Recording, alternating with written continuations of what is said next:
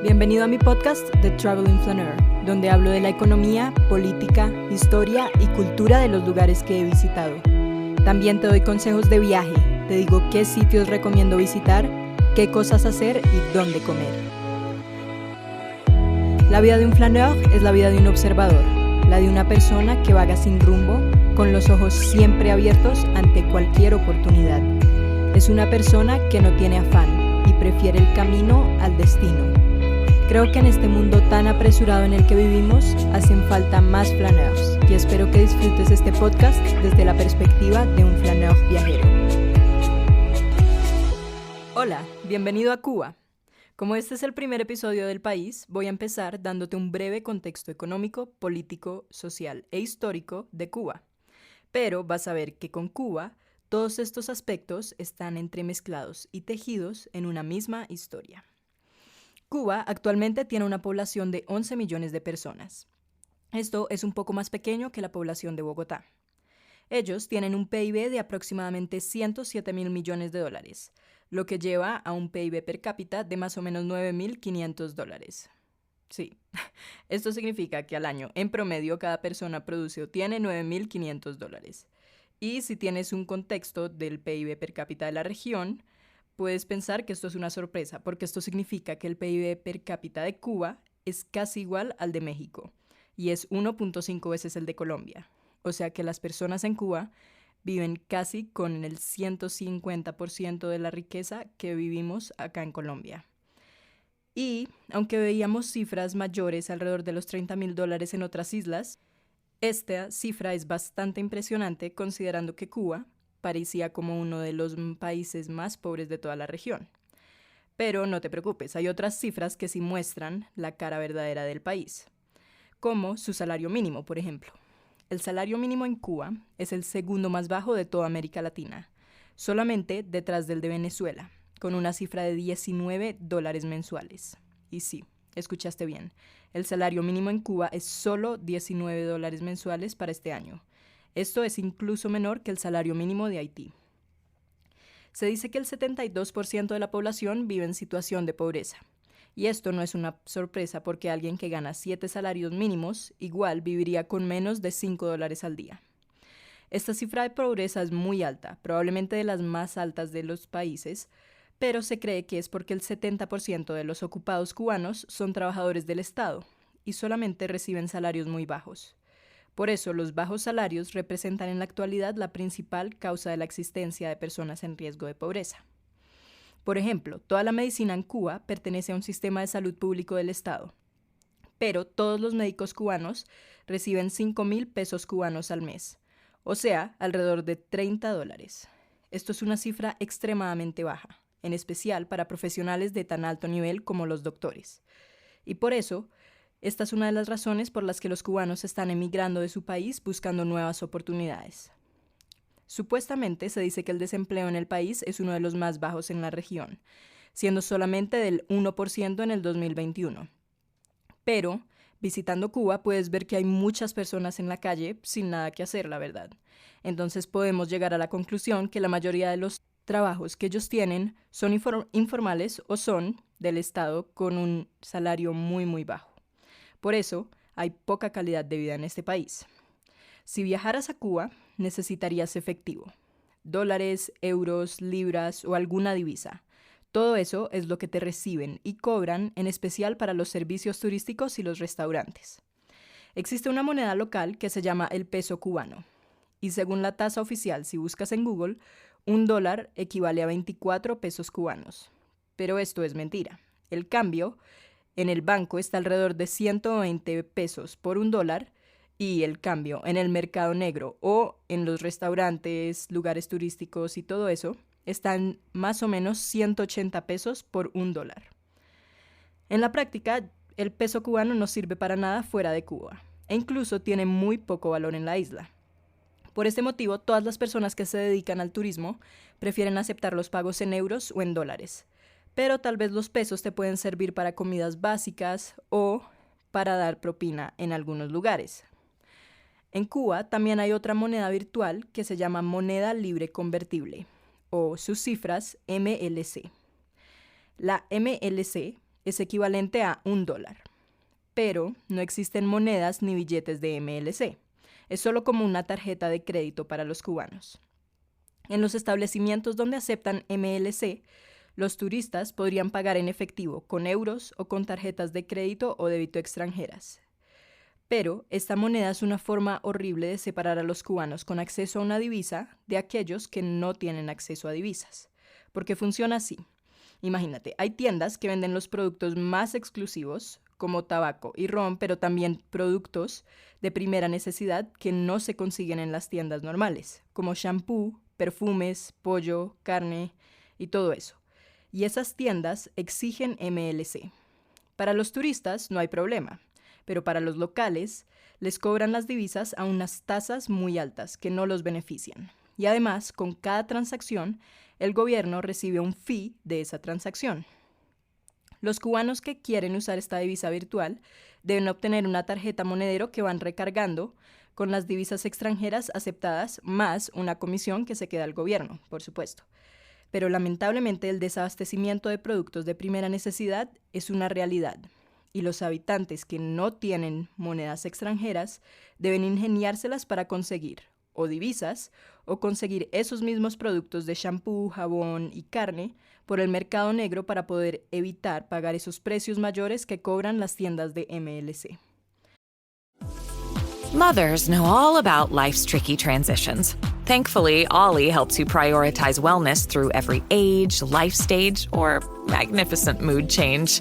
Need a multitasking multivitamin that keeps up with you? How about an essential prenatal for you and baby? Ollie's got you through it all. Life's tricky. Your wellness routine shouldn't be. Get what you need at ollie.com. In this ad for the Mobile One brand, I have 30 seconds to talk about driving, which might be what you're doing right now. Maybe you're in the car, you're free, you're in control, on an open road with an open calendar. Your mind is wandering, and you're going with it. Or maybe you're stuck at work, in meetings, or emails. Or worse, meetings about emails. And if that's the case, there's only one question. Why? Mobile One, for the love of driving. Visit loveofdriving.us/radio to learn more. Cuando yo leí, como turista podría conseguir una tarjeta de MLC que recarga solamente con euros, no dólares. Pero la verdad, después de entender cómo esto funciona, no recomiendo que uses esta tarjeta. Y además, no es necesario, porque tú puedes pagar con efectivo en tu divisa. Otra recomendación es no cambiar tu divisa a los pesos cubanos, porque en realidad todos los cubanos prefieren el pago en divisas, euros o dólares principalmente. Entonces, ellos te darán tasas aún mejores de las que tú consigues solo para poder tener euros o dólares. Lo más popular son estos dos, pero también vas a ver que reciben libras o dólares canadienses. Y también verás que el euro es equivalente a $1. Entonces, ellos los transan como si fueran la misma moneda. En la mayoría de las tiendas, para comprar souvenirs, hoteles o restaurantes, podrás pagar con esto. También te recomiendo solamente llevar billetes pequeños, de 5, 10, 20 o máximo 50 dólares o euros. Los billetes grandes van a ser un problema porque en muchas tiendas no tienen el cambio suficiente para aceptártelos. Y también asegúrate que los billetes estén en buen estado, porque si el billete tiene alguna mancha o está un poco roto, no te lo van a aceptar. Igual, si quisieras cambiar dinero a pesos cubanos, lo puedes hacer en el banco oficial. Siempre es más recomendado. Y el banco de cambio para ellos se llama Cadeca. Cadeca es la mejor opción y son los que cobran menos comisión. Pero recuerda también no cambiar dinero en el Cadeca del aeropuerto, sino en la ciudad, porque las tasas del aeropuerto no son las mejores. Cuba aún tiene muchas sanciones por parte de Estados Unidos. Y por eso las tarjetas de crédito emitidas en Estados Unidos no son aceptadas en la mayoría de lugares. Solamente se aceptan en los establecimientos y tiendas que le pertenecen al Estado. Y también puedes asumir que te van a cobrar mucho más solo por aceptarte la tarjeta de crédito. Entonces, como sé que el dinero en Cuba es algo muy complicado, te voy a resumir todas mis recomendaciones finales y te voy a dar 3 consejos. Primero, lleva mucho efectivo, porque sacar efectivo de tus tarjetas puede salirte muy caro y solo en pocos lugares vas a poder pagar con tarjeta de crédito. También te toca pensar que Cuba es más caro de lo que tú piensas, en especial ahora porque la inflación ha triplicado los precios de la comida y bebida. Entonces no calcules para abajo, sino para arriba. Estima unos 40 euros o dólares de gastos en comida por persona por día. Cuando yo visité, estaba un fee estándar del gobierno donde cada comida costaba $15. Entonces un almuerzo $15, una cena $15 y un desayuno tal vez lo puedes conseguir por un poco menos. Pero lo que te digo, siempre es mejor calcular para arriba y no para abajo. Segundo consejo, no compres tarjeta de MLC. Intenta cambiar muy poco dinero a pesos cubanos para que no te sobren pesos cubanos. Por un lado, porque son inútiles, y dos, porque es ilegal supuestamente sacar esta moneda de Cuba. Y finalmente, mi tercer consejo es, te recomiendo pagar todo en dólares o euros, porque será más barato para ti y estarás ayudando a los dueños de los restaurantes, casas y souvenir a conseguir esas divisas a mejores tasas, porque ya entendiste que ellos las necesitan para comprar productos de primera necesidad. Bueno, y como podrás darte cuenta, la economía en Cuba no es nada fácil, y esto se relaciona con su historia. En 1960, cuando Cuba comenzó una ola de nacionalizaciones que afectó los intereses de Estados Unidos, aproximadamente por un valor de $1.000 millones, tomando tierras y refinerías de azúcar en la isla, Estados Unidos se puso furioso. Básicamente, todas estas nacionalizaciones significaban que el Estado empezó a tomar propiedades que eran privadas. Por ejemplo, el Estado tomó el Hotel Hilton de Estados Unidos, o tomó el control de fábricas americanas, por ejemplo de Coca-Cola, con la promesa de dárselo al pueblo. En consecuencia, el entonces presidente de Estados Unidos, que era Dwight Eisenhower, estableció ese mismo año el primer embargo sobre la Cuba revolucionaria y prohibió las exportaciones de Estados Unidos a Cuba, excepto medicina y algunos alimentos. En febrero del 62, el gobierno de Kennedy amplió el embargo, extendiendo las restricciones a las importaciones cubanas en base a la Foreign Assistance Act aprobada por el Congreso en 1961, que le permitía al presidente imponer estas medidas hasta que el gobierno cubano avanzara en la compensación de los ciudadanos estadounidenses por las nacionalizaciones. Después, el gobierno de Bill Clinton reforzó el embargo y se llevó a limitar las operaciones comerciales de otros países con Cuba. Todo esto llevó a Cuba a aislarse un poco económicamente, y el embargo siguió vigente hasta la actualidad, aunque en décadas recientes ha sido a veces extendido y a veces aliviado parcialmente. Durante la presidencia de Barack Obama, las relaciones entre Estados Unidos y Cuba mejoraron, y hubo medidas para aliviar la situación. Por ejemplo, se retiraron restricciones de viaje, se retomaron vuelos comerciales entre ambos países y se relajaron algunas sanciones. Por ejemplo, se quitó a Cuba de la lista de los países que apoyan al terrorismo. Y también se reanudaron las relaciones diplomáticas con la reapertura de la Embajada de Estados Unidos en La Habana. Pero después llegó Donald Trump en 2017 y se dio marcha atrás con gran parte de estos cambios, reforzando el embargo anterior con sanciones y restringiendo nuevamente los viajes. En la actualidad, Biden está intentando otra vez tener conversaciones. Y si eres americano, sí puedes viajar a Cuba, pero debes justificar tu viaje con alguna de las razones permitidas por el gobierno de Estados Unidos. En la descripción te dejo un link para que puedas revisar todo lo que debes hacer para visitar Cuba si eres estadounidense. Pero en breve sí puedes viajar, solo que va a ser más difícil que para el resto del mundo. Y esto es un poco una ironía porque normalmente es al revés. Actualmente, Cuba sí tiene comercio internacional. China es el principal destino de sus exportaciones, con un 38%, y es seguido por España con un 11%. Estos dos países también son la principal fuente de importaciones del país. Y algunas de las exportaciones son tabaco, azúcar, bebidas alcohólicas, níquel y zinc, mientras que las importaciones son carne de pollo, trigo, maíz y leche concentrada. Bueno, después de darte un contexto actual sobre la economía cubana, quiero hablarte sobre su política. Pero en este episodio solo hablaré de la política actual, porque en mi próximo capítulo lo dedicaré a todo el contexto histórico de Cuba, que tiene el fuerte componente político. Actualmente, la República de Cuba es un estado socialista que es presidido por solo una figura, que es el jefe de Estado y de Gobierno, y también es el secretario del Partido Comunista de Cuba. Él se llama Miguel Mario Díaz-Canel y fue elegido como presidente del Consejo de Estado el 19 de abril de 2018, poniendo fin a casi 60 años de hegemonía del apellido Castro en el país, lo que fue una jornada histórica. Sin embargo, aunque se dice que fue elegido, o pues fue una votación, realmente el pueblo no tenía mucha opción, porque en Cuba solo existe el Partido Comunista.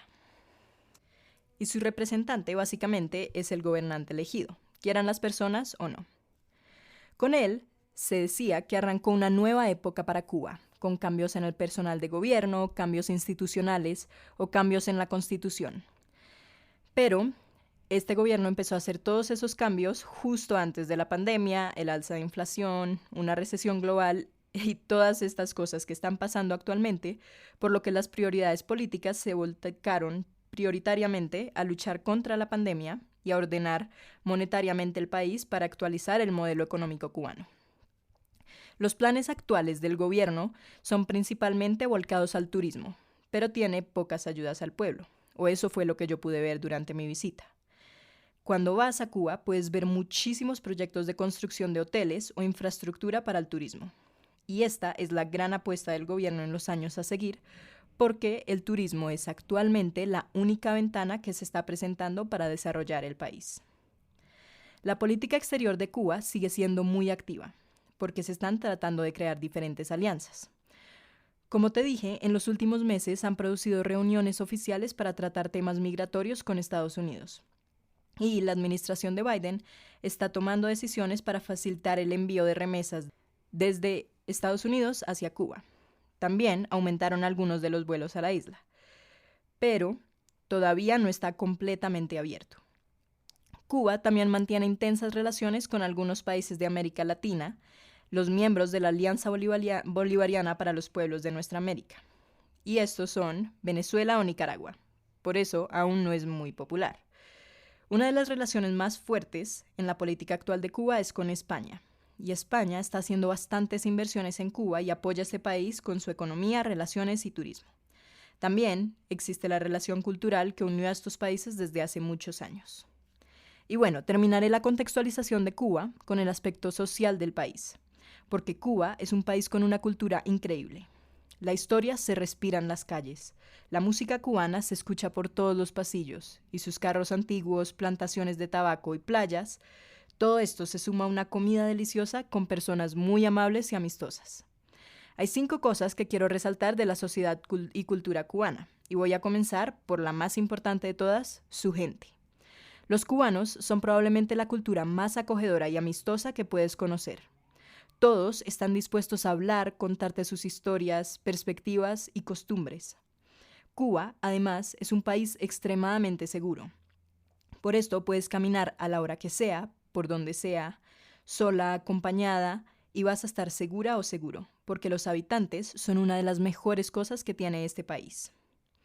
La segunda cosa que quiero resaltar es su música, porque la música es una parte integral de la cultura cubana, y normalmente se caracteriza por el ritmo contagioso y la fusión de influencias africanas, españolas y caribeñas. El son, el bolero, el cha-cha-cha, el mambo y la salsa son algunos de los estilos más populares, y en mis futuros capítulos te hablaré un poco sobre las experiencias que puedes hacer para explorar estos géneros. La tercera cosa que quiero resaltar es el baile, que está estrechamente relacionado con la música. El baile cubano es enérgico y apasionado, y se basa en una mezcla de estilos africanos y españoles. El son, la salsa y la rumba son algunos de los más populares, pero también hay otros importantes como el ballet, por ejemplo. No sé si sabías, pero las escuelas de ballet cubanas son unas de las mejores del mundo, gracias a la influencia que existió de la Unión Soviética y su perfección en este baile. Actualmente hay academias de ballet de altísima calidad que son públicas y democratizan este baile tan exclusivo en el resto del mundo con un nivel envidiado en otros países. También, Cuba tiene una de las mejores bailarinas de ballet mundialmente, Alicia Alonso. Entonces puedes ver que este país resalta mundialmente por su calidad de baile. Cuarto, también está la literatura, porque la literatura cubana ha producido a algunos de los escritores más destacados de toda América Latina, como José Martí, Alejo Carpentier y Guillermo Cabrera Infante. La literatura cubana se caracteriza por la rica historia y también por su compromiso con los temas políticos y sociales. Cuba, también, fue la cuna para uno de los escritores más famosos de Estados Unidos, Ernest Hemingway. Y este es uno de los escritores que tuvo mayor influencia en el país y actualmente en su turismo. Hoy en día puedes hacer tours enteros recorriendo los pasos de este famoso escritor, que usaba Cuba como su fuente de inspiración. El quinto y último aspecto cultural para destacar sería la historia que tiene este país. Cuba tiene una riquísima historia y patrimonio que se remonta desde la época precolombina hasta la actualidad. La Habana Vieja, la ciudad amurallada de Trinidad, el Valle de los Ingenios y todos estos lugares son sitios que son patrimonio mundial de la UNESCO en Cuba. Y sin embargo, esta historia es tan interesante que le voy a dedicar todo mi próximo capítulo para hablar sobre eso y darte todas las recomendaciones finales que debes saber para visitar Cuba. Espero que después de escuchar todo esto ya entiendas el contexto actual de Cuba. Comenta qué fue lo que más te sorprendió. Comparte mi contenido con alguien más para que él o ella también pueda aprender de este país. Déjame un review para saber qué tal te parece mi podcast. Y te espero la próxima semana para hablar sobre historia cubana. ¡Buen viaje!